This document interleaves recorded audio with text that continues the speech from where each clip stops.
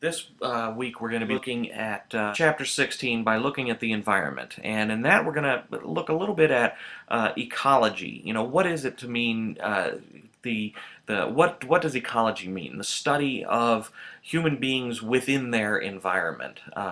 And, you know, what is the human impact on the environment? What does it mean whether it is an oil spill happening in the Gulf of Mexico or it's air pollution happening, you know, every single day in Los Angeles?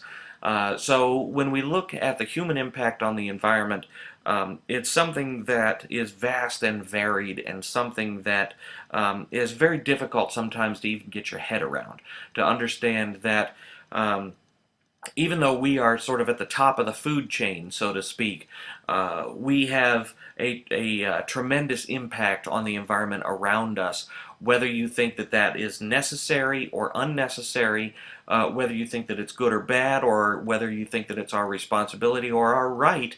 It happens. We cannot exist as a human society without having some kind of impact on our natural environment around us.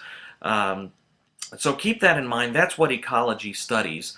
We'll also look at dwindling resources or scarce resources, and how does that play out in the economy, for example. Because you know, if we had unlimited resources in terms of fresh air and clean water and you know, trees to make paper, you know, and oil and natural gas and coal and whatever else we needed to get the energy that we need. If we had unlimited supplies, then we wouldn't have all of these problems. But the fact is, we don't have unlimited supplies. These are scarce resources, as economists would define them.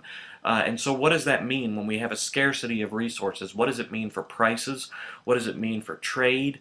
What does it mean for sort of the future of how we will use these resources in the future, or if we will even have the resources in the future to be used? So keep those in mind. We'll look a little bit at the origins of the environmental crisis, sort of the origins and the history of changes in the environment, and when it was that we started to recognize, not only as a human society, but particularly an American society, that, hey, you know, at some point we are going to run out of all of this stuff if we don't start taking care of it. Take trees as an example. We need books, we need paper, we need all of the things that wood pulp can provide for us. But it wasn't until just recently, in the last few decades, that we started to realize we can't just keep cutting down trees. We've got to replant. We've got to regrow trees, or grow new trees, so that we can continue to crank out these things that we need.